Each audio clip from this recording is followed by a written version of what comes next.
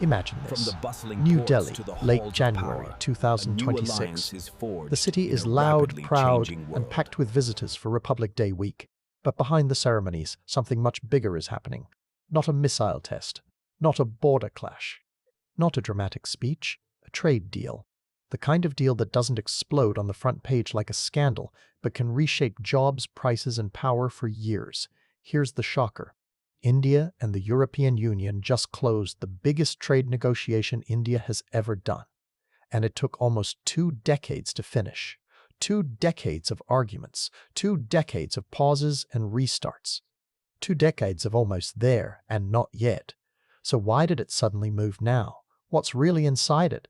And why are people calling it a 2 billion AT people trade zone? Stay with me, because this story is not just about exports and taxes. It's about how countries build backup plans when the world feels unsafe. And it's about how money, energy, and trade are starting to mix into one big strategy. Let's start with the one simple truth most people miss. Trade deals are not paperwork. Trade deals are weapons and shields made of rules. A tariff is just a tax on imports. When tariffs fall, 2 things happen. Stuff moves faster and money changes hands differently. Factories get new orders. Some businesses win new markets. Some businesses feel new competition. And ordinary people feel it in quiet ways.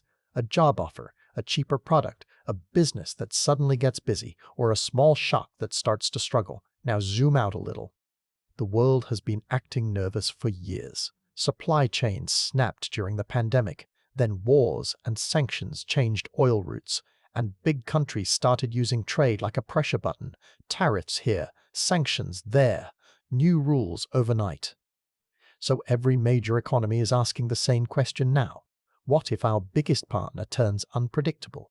That's where this India-Europe story starts to feel less like economics and more like survival planning. Because this deal is not small. Europe is a massive market. India is a massive market. Together, they are talking about a trade space that touches about 2 billion people. That number alone tells you the scale. And both sides are selling it as more than business. They're selling it as stability, a handshake that says, we want reliable rules. But here's what makes this story even more interesting. This wasn't a fast romance. This was a long, exhausting marriage talk that started back in 2007. The talks began, then stopped. They got stuck around 2013. Then the world changed, and the talks came back in 2022. And now, in January 2026, the negotiations are finally concluded. Think about that. 19 years. Some of you watching this weren't even in school when it began. So what was the fight about? In simple terms, protection. India has tried to protect certain local industries with high import taxes. Europe has tried to protect its farmers and strict standards. India wanted easier access for its goods and services. Europe wanted deeper access to India's giant consumer market. Both wanted wins. Neither wanted to look weak at home. That's why these deals move slowly, because behind every tariff cut, there's a group of workers asking, does this hurt us? Now let's open the box. What's actually inside this deal? First, the headline promise from India's side: Europe is giving India very wide access across most product categories. The official Indian fact sheet says the EU side gives India preferential access across about 97% of tariff lines, covering about 99.5% of India's export value. And it also says a large chunk of India's exports get duty cuts right away, especially in job-heavy sectors. That's a big point, because job-heavy sectors is where real lives sit. Not in boardrooms, in workshops and small factories. Picture a textile unit, not a giant one with shiny machines, a mid-size unit with workers who know fabric like music. When tariffs fall, their products can land in Europe cheaper. That can mean more orders. And for a small business owner, more orders is not a business term. It's relief. It's salaries paid on time. It's fewer sleepless nights. It's the difference between we're expanding and we're closing. India's own summary lists the kinds of sectors that could benefit fast: textiles, leather, footwear, tea, coffee, spices, sports goods, toys, gems and jewelry, even some marine products. These aren't fancy words. These are bread and butter industries. And that's one reason this deal is being sold as a job story. Because if you're a country with a young workforce, exports are not pride. Exports are paychecks. Now flip the deal around. What does Europe get? Europe's official statement is blunt. India is offering the EU a level of market opening that it has not given many others. And the biggest attention grabber is cars. Because India's car import tariffs have famously been huge. Under this deal, Europe says tariffs on cars can drop from around 110% down to as low as 10% over time. Car parts can see tariffs fully removed over a few years. That is massive for European car makers. And it matters for Indian buyers too, because competition can change pricing and options. But cars are only one piece. Europe also talks about big tariff cuts on machinery, chemicals, and pharmaceuticals. Now take a second and think about what that means. Machinery is what builds factories. Chemicals feed many industries, from farming to manufacturing. Pharma is health and also a huge business. So yes, this is trade. But it's also about who gets to sell the tools, not just who sells the final product. Then there's food and drink, another emotional battlefield. Europe says India's tariffs on wines will drop sharply from extremely high levels, first to a lower rate at the start and then down further over time. It also mentions olive oil and processed foods, getting easier access. And at the same time, Europe says it is protecting some sensitive farm areas, keeping certain products out. That's how these deals survive politically. Every side protects what would cause riots at home. Now comes the part people often ignore. Services. Because the modern economy isn't only containers and ports, it's code, design, finance, and consulting. India's own fact sheet describes broad services coverage, and it highlights easier movement for professionals in certain categories. It talks about clearer paths for temporary entry for professionals like business visitors and company transfers.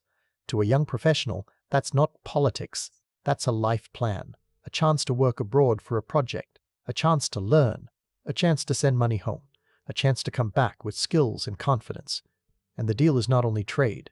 This is where it gets deeper. At the same summit, India and the EU also signed a security and defense partnership. Their joint statement calls it the first big overarching framework of its kind between them. They talk about maritime security, cyber threats, and defense industry cooperation.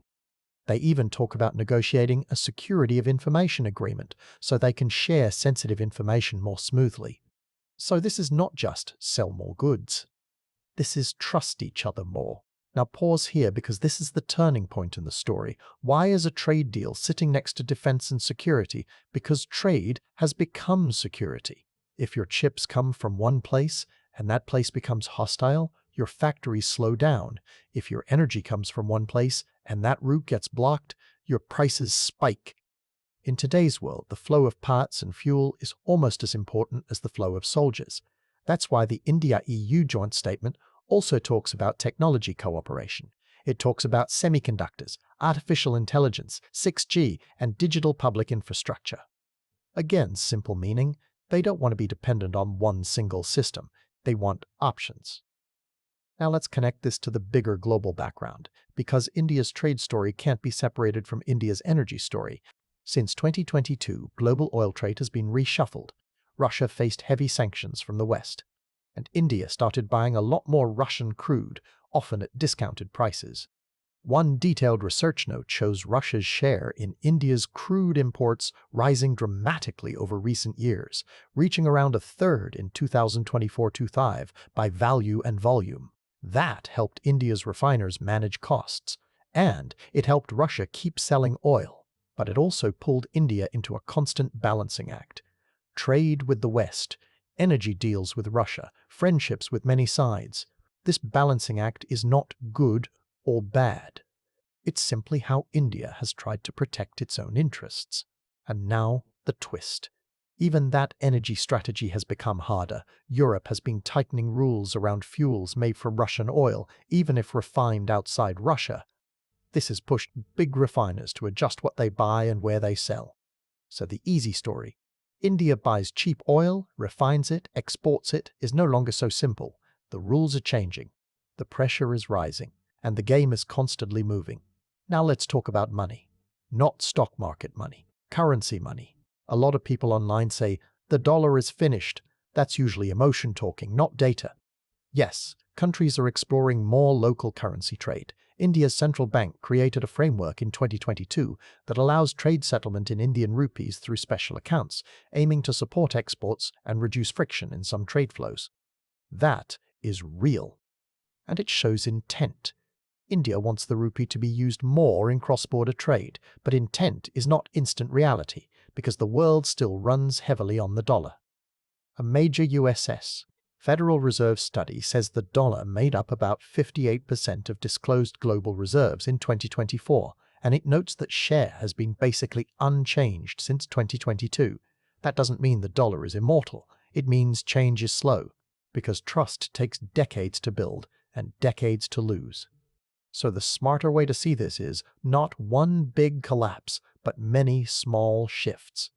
More deals in euros here, some trade in rupees there, gold becoming more popular in some places. A gradual trend, not a movie explosion. So where does this leave the India-EU deal in the bigger story? It looks like a bridge. Europe wants stable partners in Asia.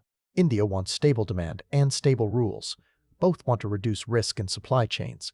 And both want to send a message: we can make big agreements even when the world is tense. That message itself has value, because confidence is an asset. But no deal comes without fear. And if you want to understand the next chapter, you must look at the worries too. Some farming groups in India are already warning that opening markets can hurt local farmers if cheaper, subsidized products flood in. Others worry about strict standards in Europe that can block Indian goods even after tariffs fall. There are also concerns around intellectual property rules, seeds and medicines. And on Europe's side, there are always worries about labor rules, environmental promises, and politics.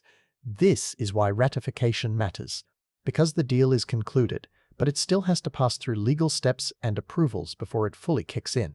So what should you watch next? Here are the simple, real checkpoints. 1. The legal fine print. Trade deals are not fully real until the final texts are cleaned up and approved. 2. The timeline.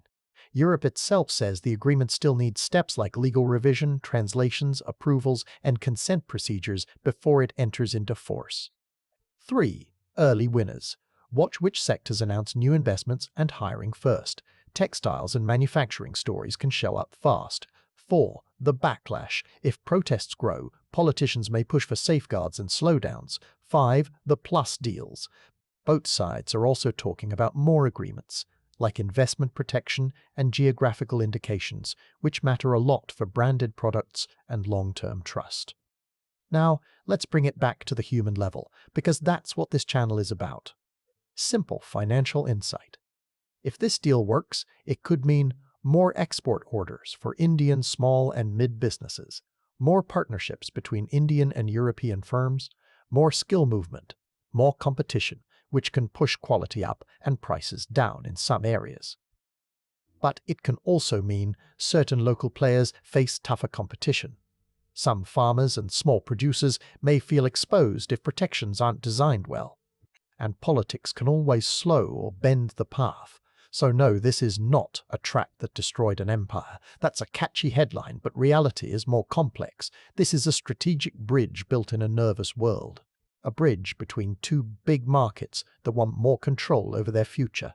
And in the next few years, you'll see more bridges like this.